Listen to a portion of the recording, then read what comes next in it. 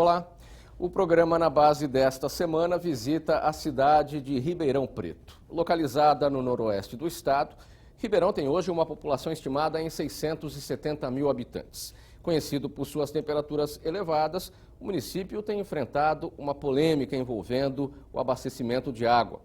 Mas nos últimos anos, Ribeirão Preto vem demonstrando evolução nos indicadores sociais, principalmente o índice que mede a escolaridade da população.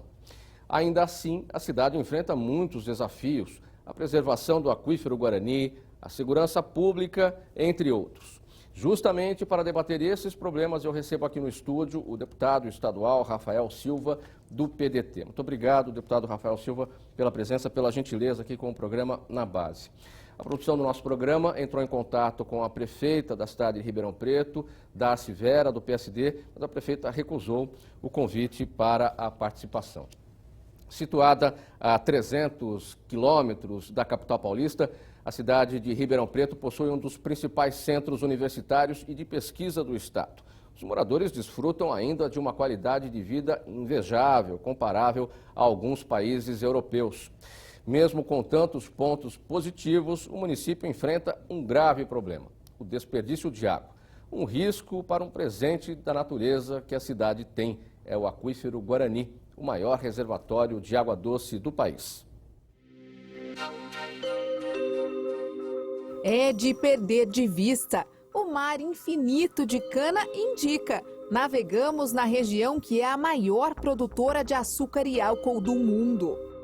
Aqui em Ribeirão Preto, a Terra Roxa é tudo e sempre foi. A cidade nasceu em 1856, em berço de ouro mesmo. É que o solo de qualidade incomparável fertilizava lavouras do ouro verde do século XIX, o café, e abastecia o mundo. Isso ajudou e muito a cidade a se desenvolver. Brotaram novas culturas e a agroindústria, que chegou forte, impulsionada pelos bons resultados do campo. Ribeirão Preto se tornou o destino da maior parte dos investimentos gerados pelo agronegócio. O padrão de vida é alto. A renda por morador é semelhante à de alguns países da Europa. O comércio e o setor de serviços aproveitam. A Associação Comercial e Industrial aponta que a soma das riquezas produzidas em Ribeirão Preto em 2014 foi de 22 bilhões de reais, o 10º PIB, Produto Interno Bruto do estado de São Paulo. Mas a riqueza não deixou de criar problemas. Um deles, o desperdício de água. Eu costumo dizer que Ribeirão Preto é o lugar que as calçadas bebem mais água no mundo, né, devido ao desperdício de água que existe aqui na nossa cidade, infelizmente. Os mais de 600 mil habitantes são abastecidos pelo aquífero Guarani, o maior manancial de água doce subterrânea do mundo. Cada gotinha de água consumida por 99% da população sai do imenso reservatório que fica embaixo da terra. Ele passa por 7 estados brasileiros. Aqui tem 850 mil quilômetros quadrados e ainda segue pela Argentina, Paraguai e Uruguai. Para retirar a água a 200 metros de profundidade, o DAERP, Departamento de Água e Esgotos de Ribeirão Preto, perfura poços artesianos. São 108 em funcionamento. O presidente da Sociedade de Defesa Regional do Meio Ambiente explica que a dependência total dessa forma de abastecimento já provocou um rebaixamento de 70 metros do aquífero. O monitoramento acompanhado por ele é feito pelo DAEE, o Departamento de Água e Energia Elétrica do Estado. Áreas de recarga como esta lagoa, que recebem a água da chuva, também não têm a atenção merecida. Nós temos também o aumento populacional, de um modo geral, muito grande, que envolve em consumo, porque ninguém vive sem a água. E quanto mais asfaltada a cidade fica, pior para o aquífero. No lugar de asfalto, pode-se colocar broquetes, de tal maneira que quando ocorre a chuva, a água infiltre nos vãos dos broquetes e não no asfalto sendo levada para sei lá onde. Isso ajudaria a evitar o desperdício de água. São Pedro manda lá de cima e o aquífero Guarani manda aqui de baixo. Só que tem um detalhe nessa história. Tanta oferta não significa que os moradores podem sair por aí desperdiçando esse líquido tão precioso. Cada morador de Ribeirão Preto consome, em média, 280 litros de água por dia.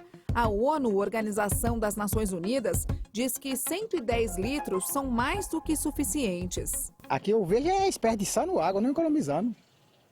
Desperdiçando água, na meio da rua, correndo água aí. Todos desperdiçam água, tanto da ERP, que não tem conscientização, que ele é o primeiro que teria que dar o exemplo, quanto a população. Ninguém do DAERP quis conversar com a nossa equipe. Por nota, o departamento informou que já começou a investir 68 milhões de reais para diminuir a perda de água na rede e que estuda a elaboração de uma lei de combate ao desperdício. Enquanto o poder público não fiscaliza, pode deixar que o Vitor fica de olho.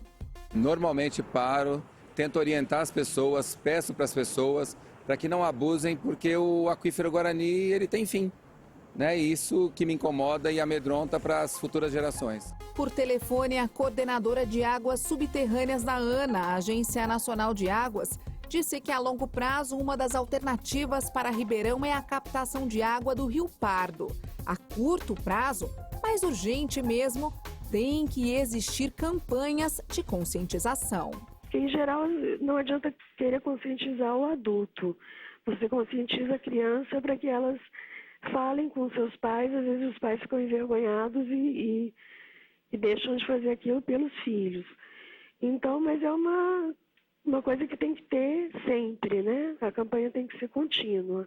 Que a população seja educada para evitar problema de desmando, de uso inescrupuloso desse tão nobre líquido que é a água, que, diga-se de passagem, ao que parece está sendo redescoberta pelo mundo.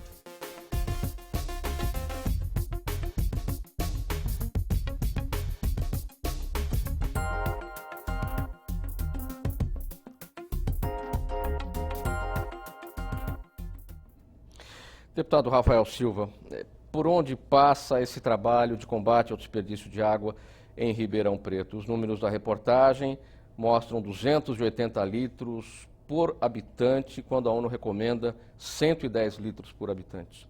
Além da falta de consciência da população, nós temos também a ineficiência do próprio DAERP. Vazamentos pipocam por todos os cantos da cidade. Nós temos uma rede muito antiga. A rede é inadequada. E aí você vê, estoura um cano num quarteirão, no outro. E aí você tem realmente muitos pontos de desperdício. Agora, a população não tem a consciência devida. Essa água do aquífero ele é finita. E nós vamos ter um problema lá no futuro agravado de forma terrível. E outra coisa também, nós corremos o risco da poluição, da contaminação dessa água. Então, o tratamento e uma outra fonte é necessário, isso daí, para a gente evitar um colapso e uma catástrofe no futuro. Ribeirão Preto não se preparou para o futuro. O DAERP informou por meio de nota, 68 milhões serão investidos para diminuir o problema da perda de água na rede. É dinheiro suficiente, deputado? Olha, o dinheiro deve ser suficiente sim, né, se ele for bem aplicado. O problema é que no Brasil nem tudo é feito com critério e com seriedade. E eu espero, e a gente vai até fiscalizar também, nós vamos fiscalizar, para que de forma efetiva o dinheiro seja aproveitado. Se for aproveitado, eu acredito que dá para melhorar muito a situação. Como é que deve ser desenvolvida essa campanha de conscientização para alertar a população sobre o problema do desperdício? A cultura ela é montada, ela é fabricada na cabeça das pessoas. E a faixa que tem mais condições de acumular informações é essa que está ali na escola, nos primeiros anos de vida. Então, a criança, quando ela se conscientiza, ela leva a informação para dentro de casa. E a informação é a matéria-prima da consciência. Sem informação adequada, nós não temos a consciência devida. Então, nós precisamos fazer a conscientização para todo mundo, mas principalmente dentro da escola. Fala-se em uma lei de combate ao desperdício. Como é que isso pode ser tratado aqui dentro do Parlamento, a Casa de Leis, deputado? Dá para sair daqui alguma coisa? Dá. Quem estuda sociologia aprende que a sociedade humana seguia pelo tripé crenças, normas e valores. Crenças e valores, você pode até misturar isso daí. Os valores, eles são assimilados pelas pessoas, pela sociedade como um todo, sobre a ética, sobre a cidadania, sobre o compromisso que a pessoa tem em relação ao presente, ao futuro e a outras gerações que virão. E as normas. As normas, elas podem ser explícitas e implícitas. Explícita é a norma coercitiva, é a norma da lei escrita. Implícita é aquilo que está na cabeça do indivíduo, no sentimento, na consciência. Exemplo, você tem um país, olha, é proibido matar gato. Quem mata gato paga multa ou vai para a cadeia. O sujeito tem medo de matar gato em razão da punição. Agora, existem as pessoas que não matam o gato porque tem na cabeça delas, né, essas pessoas, que não devem matar o gato, que devem respeitar o bichinho que está vivendo. Então, é isso que acontece. A norma explícita, ela força o indivíduo a não ultrapassar os limites em razão da punição. E a implícita, ela vem também através da informação, da conscientização e através das leis. Porque a lei desperta na pessoa, olha, se tem a lei para eu gastar menos, é porque existe uma necessidade. E então você tem as informações e a pessoa deduz também. Então a cabeça humana, ela tem que ser povoada de informações e de educação, e a punição também faz parte da educação. Punindo o indivíduo, você educa também. O senhor acha, deputado, em relação ao aquífero Guarani, há uma necessidade de mudança de critérios do uso dessa água? O aquífero Guarani tem 850 mil quilômetros de extensão, abrange o território de 7 estados, países da América do Sul, Argentina, Paraguai e Uruguai. São 108 poços em funcionamento em Ribeirão Preto, a água ela é retirada de 200 metros de profundidade. É muita gente, é uma área muito grande. Tem algum critério que deva ser modificado nisso? Tem sim, tem. As coisas devem acontecer de forma agrupada, né? Nós falamos do desperdício na cidade, dos vazamentos. Gente que lava calçada, que lava carro, que gasta muita água. O uso dentro das residências também acaba ultrapassando os limites previstos por normas e por entendimentos, né? E agora, a produção da água também. Se você gastar menos, você poupa mais o aquífero Guarani. Agora, nós precisamos já pensar numa solução para o futuro, porque o problema vai se agravar no futuro.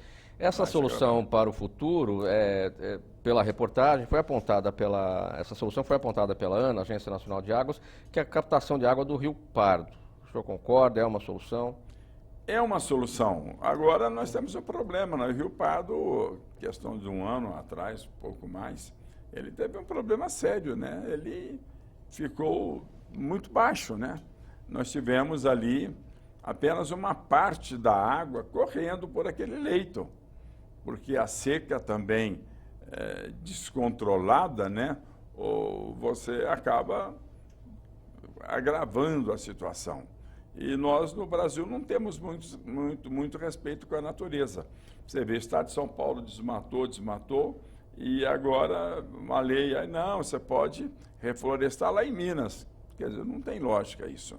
Então, você percebe que o próprio homem, ele compromete o seu futuro, entendeu? Então, não é apenas o fator, olha, vamos pegar água do Rio Pardo. Eu acho que tem que pegar água do Rio Pardo.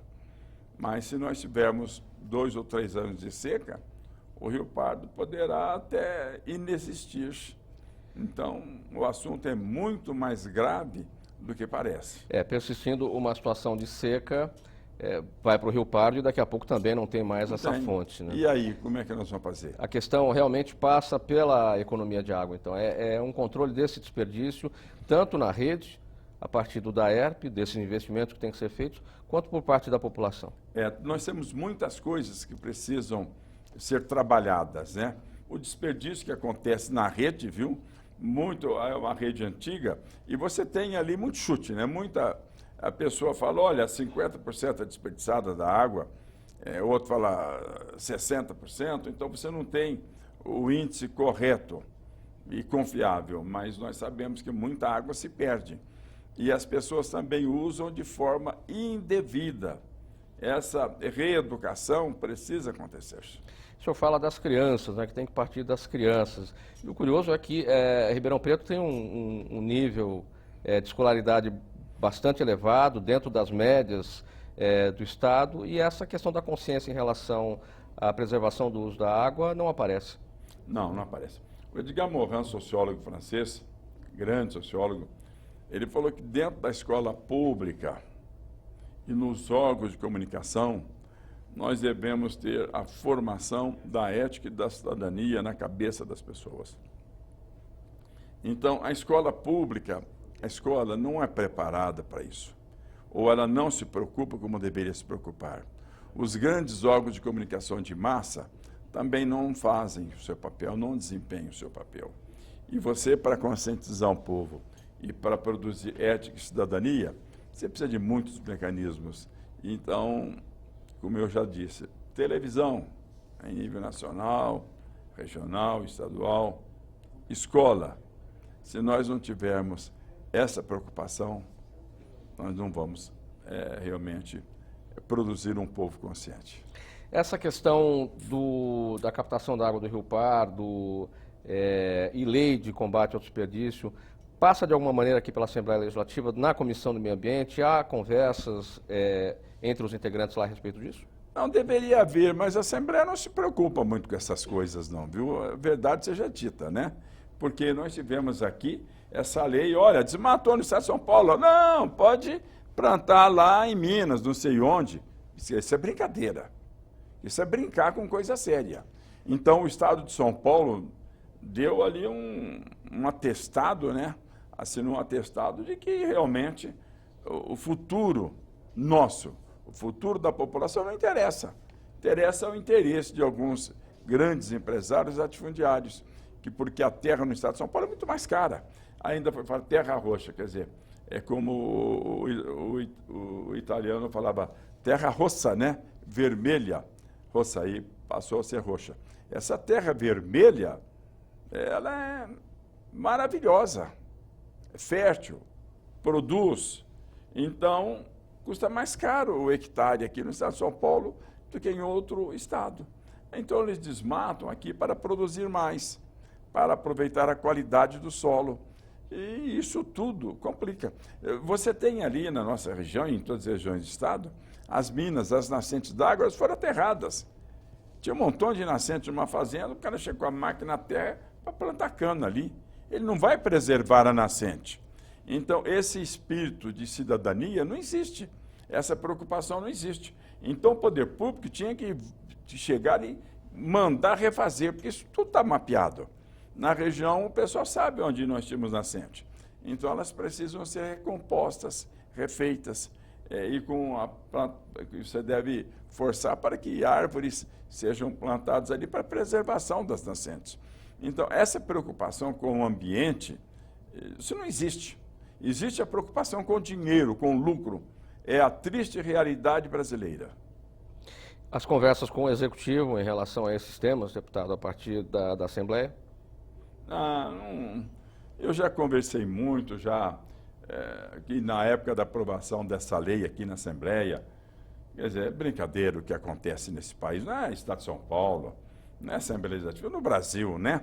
O Brasil é que não jogou na cabeça do povo a informação que deveria jogar e não exigiu também o comportamento correto.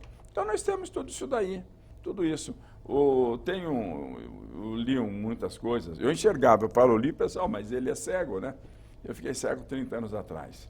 do William Lambert, um professor de psicologia social e psiquiatra, e ele fala que você começa a formar, quer dizer, ele fala e todos nós sabemos também, a cabeça da criança desde pequenininha ali, antes de nascer, depois de 1 ano, 2 anos, 3 anos, com 10, 12 anos ela já começa a ter uma consciência a respeito do que ela tem do comportamento dela pelas informações. Ela foi sendo produzida, formada, fabricada. E no Brasil não existe essa preocupação.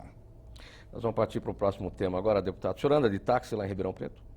Ando pouco, mas ando, de vez em quando eu ando, sim.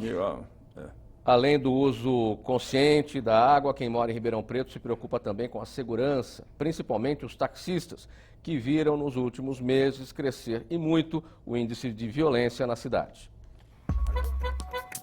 Não dá para dormir no ponto. O perigo faz com que, mesmo à luz do dia, os taxistas de Ribeirão Preto trabalhem com medo. Você não conhece ninguém, né? Entra no seu carro e você trabalha com medo, porque, na verdade, o profissional dessa área, ele não tem, assim, uma segurança, né? Imagine, então, a insegurança de uma mulher nessa profissão.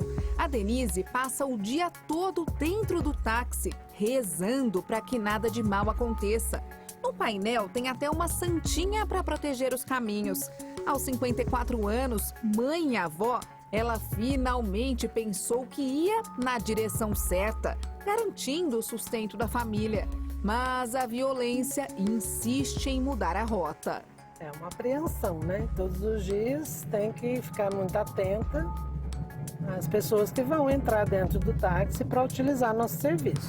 A violência como passageira. Foi nesse carro que aconteceu o crime que deixou os taxistas de Ribeirão Preto assustados e principalmente muito preocupados. O taxista José Carlos Mantovani Júnior dividia a direção desse táxi com a Denise. Só que ele trabalhava no período da noite. Aí, num domingo de julho, um domingo normal de férias, ele estava trabalhando quando aceitou uma corrida que custou a vida dele. A gente era parceiro. Ele cuidava do carro, como eu cuido hoje do carro, e até agora eu não consegui pôr ninguém no lugar dele. Ele todos os dias ia até a minha casa buscar a chave e o carro. E foram as últimas coisas que ele me falou. Bom, vamos lá, vamos deixar ver o que o domingo nos promete. O José Carlos só aceitou a corrida depois de ter sido acionado pela atendente da cooperativa de táxi que ele trabalhava. A conversa entre o suspeito de ter matado o taxista e a funcionária foi gravada. Oi, todo dia pelo Parque dos Pinos. Qual é a endereço aí que você dá? General Osório, 1. Precisa de maquininha pra cartão, vai ser dinheiro? Não, dinheiro. Lembra bem, tá? Revoltados com a morte do companheiro, os taxistas organizaram um protesto, um buzinaço para pedir mais segurança. Antes era só dinheiro, então acabava sendo um alvo mais fácil, por um assalto a um táxi levava o dinheiro. Só que hoje os carros, principalmente da cooperativa, a gente desenvolveu várias formas de pagamento já para evitar esse tipo de problema. Mas infelizmente sempre acontece. Procuramos a polícia militar, mas ninguém quis gravar entrevista. De acordo com os dados enviados pelo setor de comunicação social da PM, houve uma redução de 25% no número de vítimas de latrocínios no primeiro semestre de 2015, em comparação com o mesmo período de 2014. O número de roubos de veículos caiu pela metade. No primeiro semestre de 2015, foram 443 e em 2014, 844. O que está faltando, na tua opinião? Um pouco mais de segurança, de viaturas quando abordarem os taxistas à noite, sim, por que não? Tem que abordar para ver, tanto isso é segurança para os dois, para o passageiro, para o motorista, para ver se está tudo em ordem. Abordem os taxistas. Vamos ver se o passageiro não está armado, se o próprio taxista não está sendo acuado, porque é o trabalho do dia a dia.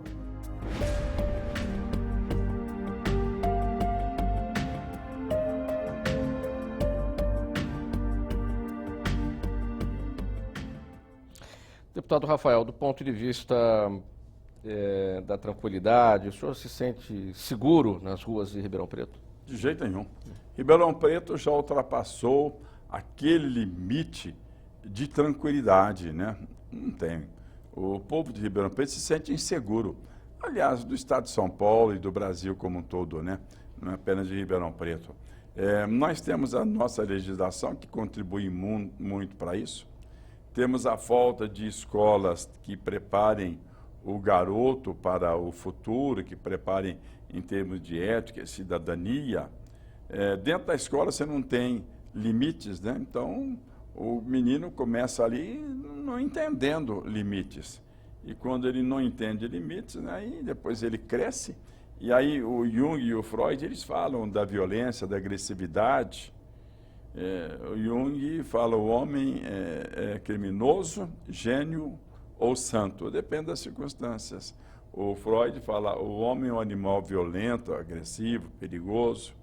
E é aquilo que eu falei. Eles falam da inibição e da censura. Como é que ele perde a inibição? Pela bebida, pela droga, pela amizade, né? Pela convivência. Aí passa a agir como um animal irracional. Você tem tudo isso. Agora, a criminalidade, ela é como um bolo, né? Ela é formada por muitos ingredientes. Não é apenas não é apenas o carro da polícia, né? A cadeia, não é apenas isso aí, não. Muitas coisas. A crença, né? Ela tem que acreditar que pode ser punida, que pode não, que será punida. A certeza da punição, ela limita a violência. A taxista da nossa reportagem reclama da falta de policiamento, ela dizendo que o policiamento à noite, abordando os taxistas, poderia ser um caminho para a diminuição da criminalidade. É por aí, deputado? É polícia na rua? Também, não apenas isso, também. Nós tivemos ali em Ribeirão Preto agora, nessa semana, crime praticado por um sujeito que foi preso 7, 8 vezes por uma série de transgressões e saiu, daí pouco tempo foi lá, matou, roubou. Então isso é muito comum. Então você não tem o exame criminológico, ele sai da cadeia sem a certeza de que se ele está em condições ou não. E, inclusive eu tentei aprovar uma lei nesse sentido, não consegui. Então, a cadeia, a prisão para o indivíduo, ela tem que ter aquele limite, tem. Mas será que ele está preparado? Existiu acompanhamento dentro da penitenciária para saber se o camarada tem condições de voltar para as ruas? Não existiu o exame, esse exame criminológico. Não é feito. Ou seja, o poder público não quer mais responsabilidade. E ele quer jogar o cara para as ruas, é problema da população. É isso daí. A população tem medo nas ruas, o senhor também chamou a atenção que não anda tranquilo lá em Ribeirão Preto, os taxistas amedrontados também, e a comunicação social da Polícia Militar informou por meio de nota, o senhor acompanhou na reportagem, 25% de queda no número de vítimas de latrocínios no primeiro semestre de 2015, na comparação com o primeiro semestre de 2014. Quando a gente vê um número desse, uma informação desse tipo, que caiu 25%, passa aquilo que as autoridades chamam de sensação de segurança. O que o senhor acha disso? Eu acho que essa sensação de segurança não contribui em nada. Nós temos que ter a sensação da certeza da punição. Porque o indivíduo, quando tem certeza de que será punido, ele passa a ter outro comportamento. O psicopata, que é o pior dos bandidos, né, ele não age pela consciência. Ele age pelo medo só. Se ele tiver medo e se ele tiver certeza de que será punido, ele pode não cometer o crime. Mas no Brasil, a insegurança, entre outras coisas, né, ela acontece pela informação de que o sujeito não será punido, ou a punição será muito branda. Então, muita coisa tem que mudar nesse país, mas muita coisa mesmo. Eu falei sensação de segurança, é sensação de insegurança. As autoridades falam em sensação de insegurança, que o problema não está tão grave quanto parece ser, não é isso? Não, mas o problema ele é grave, sim. Estatística, o povo não acredita muito nessas estatísticas, né? Porque ele sente nas ruas que o medo está presente. na cabeça de todo mundo. Então, para o camarada ter sensação de segurança realmente, muitas coisas precisam mudar, muitas coisas. Qual o papel da Assembleia Legislativa nessa questão da segurança, deputado, lá em Ribeirão Preto? A Assembleia Legislativa ela pode legislar sobre segurança de forma limitada, né? Porque as leis principais são federais. Quer dizer, não está aqui na nossa alçada, entendeu? Então, o que você pode fazer? Por exemplo, esse exame criminológico, eu queria acompanhamento do indivíduo para ver se ele tem condições para voltar para as ruas, mas aqui isso não prosperou. Pouca coisa a Assembleia pode fazer. Isso daí depende mais de uma legislação nacional. Quais são as vítimas em potencial em Ribeirão Preto? A gente tem o exemplo dos taxistas que estão o dia inteiro nas ruas, em contato com pessoas desconhecidas. São eles as principais vítimas em potencial? São os que mais correm risco? Os taxistas correm, mas não são apenas eles, não. Eles também correm muito risco. Mas a população toda está desguarnecida. E os taxistas, eles pedem constantemente para que as viaturas, viu um táxi, examina lá dentro de noite, principalmente. Se o camarada que está ali, se não é um marginal, pega o nome do sujeito, entra ali no computador na hora, vê se o cara é procurado, você entendeu? Porque muitas vezes o taxista está transportando ali um bandido e esse taxista poderá ser morto. Se houver ali uma viatura fiscalizando, e se essa viatura fiscalizar o táxi, com certeza a vida do taxista será preservada e muitos outros bandidos também, eles fugirão da possibilidade de serem presos dentro de um táxi. Ou seja, eles não vão atacar os taxistas. Há condições de se fazer esse tipo de trabalho por lá? Porque o que a gente percebe, a reclamação da população é geral, não só em Ribeirão Preto, mas falta policiamento. Falta policiais. Nós temos poucos policiais no estado de São Paulo. Não são bem remunerados. Então, é toda uma estrutura. É aquilo que eu falo, a segurança, ela não depende apenas de uma providência. É um conjunto de medidas que precisam ser adotadas, entendeu? Se você não tiver essas medidas sendo respeitadas e valorizadas, você não vai ter segurança. Você vê, apenas para exemplificar, você tem o México, você tem a fronteira com o Texas. Dentro do México, a criminalidade é gigantesca. As pessoas se sentem inseguras. As pessoas passam por lado do Texas. Aí elas se sentem inseguras. Ela pode andar na rua, dificilmente uma pessoa é assaltada na rua. Então, a poucos quilômetros, ela está em total falta de segurança e do lado de lá da fronteira ela tem segurança. Então, você percebe que a mesma pessoa que transita no México pode passar para o Texas e lá vive outra realidade. É toda uma estrutura legal, é todo um conjunto de coisas e esse conjunto muda o comportamento das pessoas. Esse é o conjunto que tem que ser trazido para cá. Quando o senhor fala que uma medida isolada de policiamento, por exemplo, não vai ser a solução. É a segurança, é a educação, é a justiça eficiente. Tudo isso, certeza da punição. Não adianta, inclusive, se aumentar penas, se o bandido acreditar que não vai ser punido, que não vai ficar preso. Aumentou a pena, não vou ficar preso. Então, aquilo que eu disse, a informação é a matéria-prima da consciência. Se você voltar lá para o passado, mais de 400 anos antes de Cristo, o Aristóteles falava da tragédia grega, no teatro. O sujeito vai lá e vê uma tragédia, alguma coisa, e ele usa aquilo para poder formar o seu comportamento, o seu modo de vida. Isso aí é a catarse, nós chamamos. Quer dizer, ele aprende ali dentro de uma ficção, ele aprende. Ele sofre o problema ali, ele enxerga o problema, ele vê, ele ouve, e ele vai entender, né, que ele tem que se comportar de uma forma X ou Y para evitar passar por coisas terríveis em sua vida.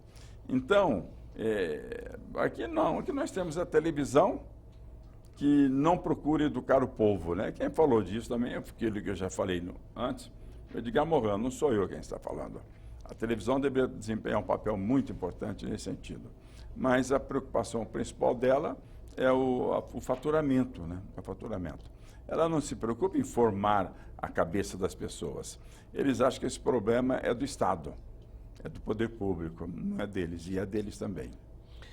Aqui na TV Assembleia SP você acompanha o programa Na Base com a presença do deputado Rafael Silva, do PDT. A gente vai para um rápido intervalo, daqui a pouco a gente volta com mais informações, mais discussão aqui sobre a cidade de Ribeirão Preto. Não saia daí, até já.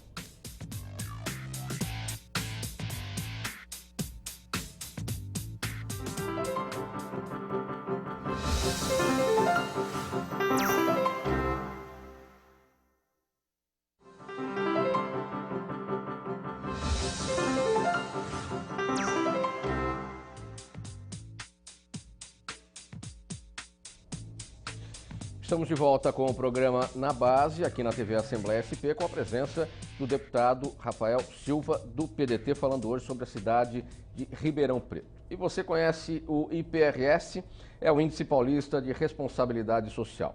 O estudo é realizado pelo Instituto do Legislativo Paulista, aqui da Assembleia Legislativa de São Paulo, em conjunto com a Fundação SEAD. Nós vamos ver agora os números da cidade de Ribeirão Preto. Nas edições de 2010 e 2012 do IPRS, Ribeirão Preto classificou-se no grupo 2, que agrega municípios bem posicionados na dimensão riqueza, mas com alguma deficiência em pelo menos um dos indicadores sociais.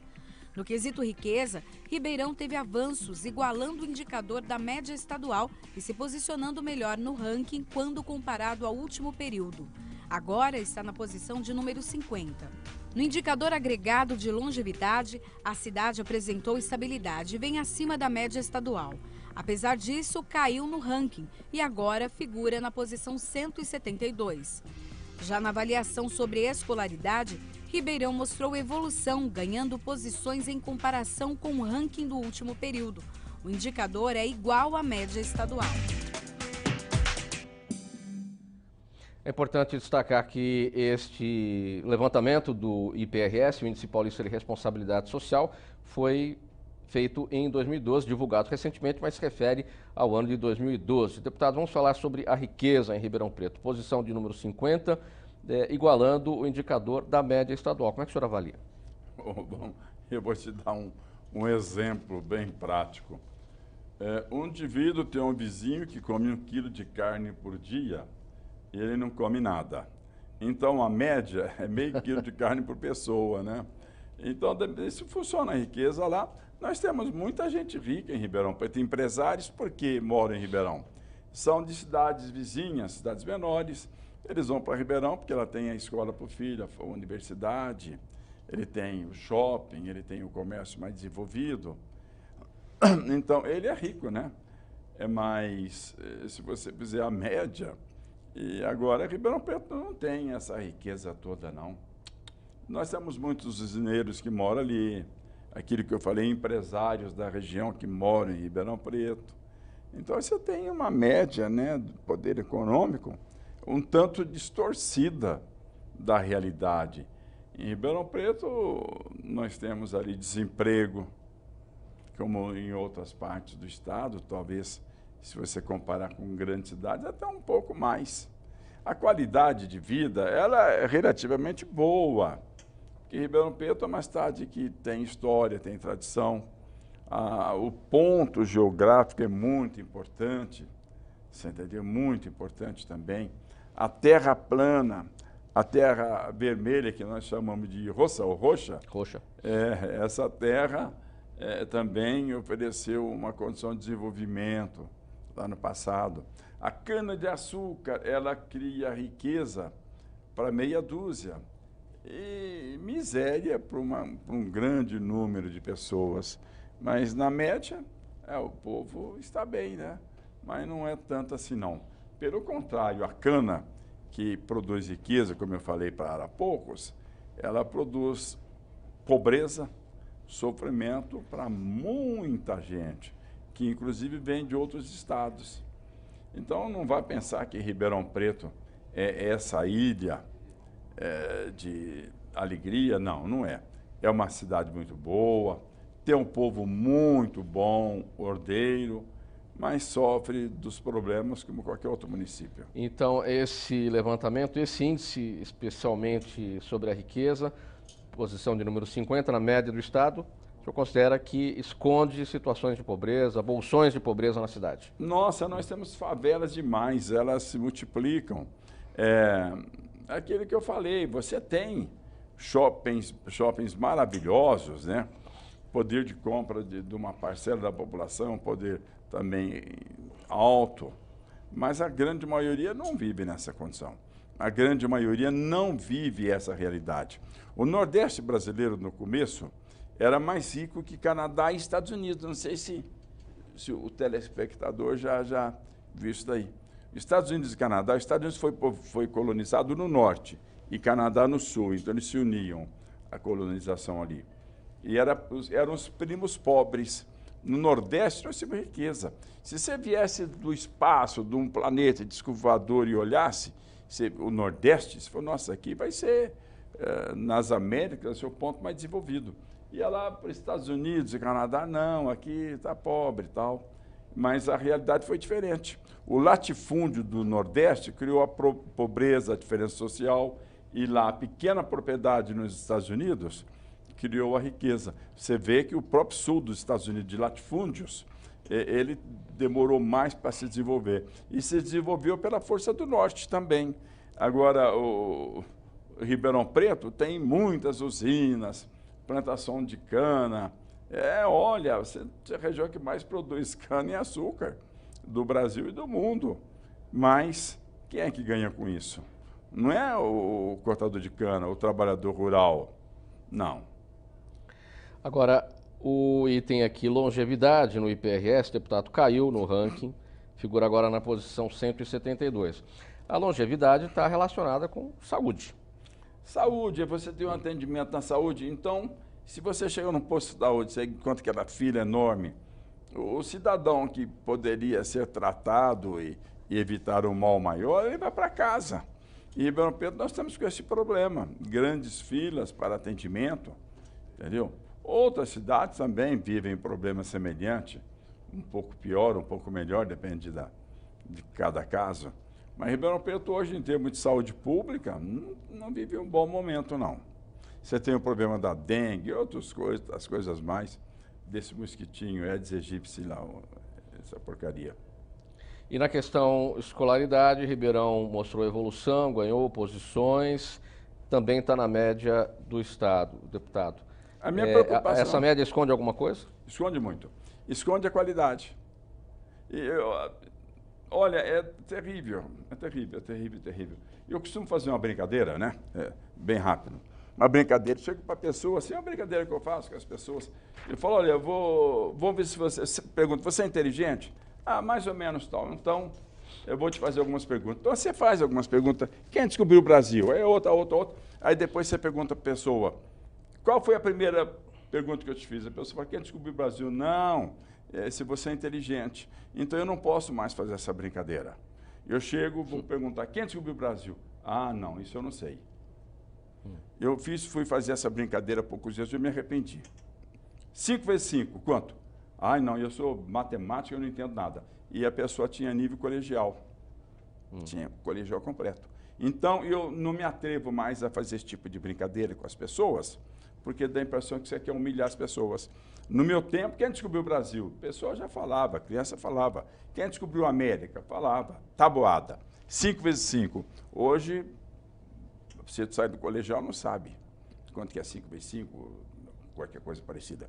Então, para mim, o número, a quantidade, esse índice não representa o verdadeiro desenvolvimento. Não representa. Por quê? Você fabrica o estudante, vai soltando. É a progressão automática, vai, sai do colegial, não sabe nada. Eu peço para o telespectador fazer um teste. No meu tempo, eu aprendia latim, francês e inglês no ginásio que nós chamávamos, que corresponde hoje da 5ª à 8ª série. Você saía, eu aprendia latim, declinação, eu estou com 70 anos, é do meu tempo.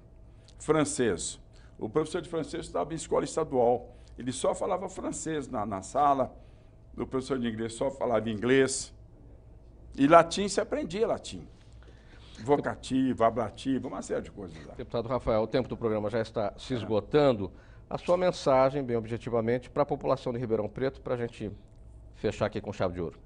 Ribeirão Preto é um povo maravilhoso, um povo muito bom. A região de Ribeirão Preto, como um todo, tem isso aí. E nós precisamos, em nível de Estado de São Paulo e de Brasil, de mais seriedade na administração pública. O povo, ele vive a consequência disso tudo. Não é o povo que produz essa realidade de forma direta, mas de forma indireta ele está sendo preparado para não ter condições, inclusive, de questionar. Porque na medida que você tem a valorização da escola com ética e cidadania, você tem a pessoa que questiona, que exige, que cobra. Aí você tem cidadania. E René Descartes falou, você tem um indivíduo consciente, outro e outro, você tem uma sociedade consciente, que não aceita ser enganada nem escravizada. Mais uma vez, obrigado pela gentileza, deputado Rafael Silva. Esse foi o programa Na Base sobre a cidade de Ribeirão Preto. Agradecemos a presença do deputado estadual Rafael Silva do PDT. E você sabe, o programa Na Base visita os municípios paulistas para levantar questões que representam desafios para a administração municipal e que podem provocar ações parlamentares efetivas aqui na Assembleia Legislativa do Estado de São Paulo. Obrigado pela sua audiência, tchau e até o próximo programa.